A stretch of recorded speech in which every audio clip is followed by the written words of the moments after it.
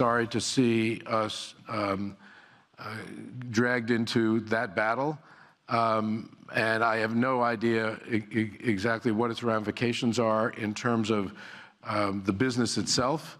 What I can say is the state of Florida has been important to us for a long time, and we have been very important to the state of Florida. That is something I'm extremely mindful of and will articulate if I get the chance. That was Disney CEO Bob Iger fielding questions regarding the company's public war of words with Florida Governor Ron DeSantis at a Disney town hall yesterday. It was Iger's first town hall since being tapped to replace former CEO Bob Chapek last week. Chapek was ousted by Disney's board following a series of costly revenue losses, many attribute to the company's embrace of woke politics. Now, the question now being, will Iger's approach be any different? Byrd is the Republican Secretary of State for the state of Florida. Mr. Secretary, thanks for joining us this morning. It's great to be with you. Good morning. What were your thoughts on Iger's remarks? How should he go about repairing Disney's relationship with the state of Florida? Well, I think what this issue shows is that the governor is willing to lead on whatever issue, whether it's election integrity and ensuring that every vote is going to be counted, or dealing with corporations who may or may not be upholding the values of the majority of Floridians. Governor DeSantis has taken a strong stand, and if the company wants to come back and talk to the governor about how they can improve the relationship, then I think that would be a good thing. You know, we've watched closely as Disney has been so critical of the state's parental rights and education bill. They've dubbed it the Don't Say Gay bill. They've publicly campaigned against it. Talk to us about what Disney's getting wrong about that bill and the issue that you're seeing of parental rights in education in Florida.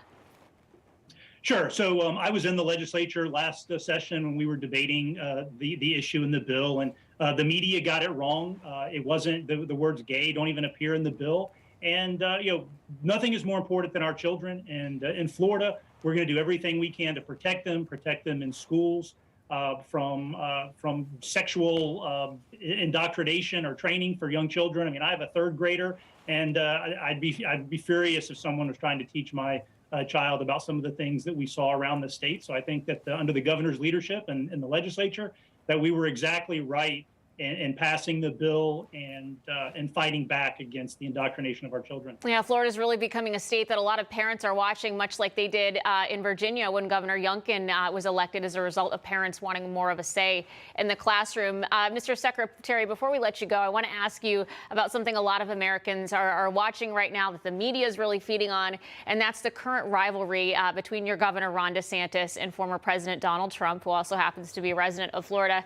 Do you anticipate the governor announcing a bid for the White House next year? I know every time I'm in Florida, I see those, car parades, the boat parades with the DeSantis flags. And would he get your endorsement if he decides to run?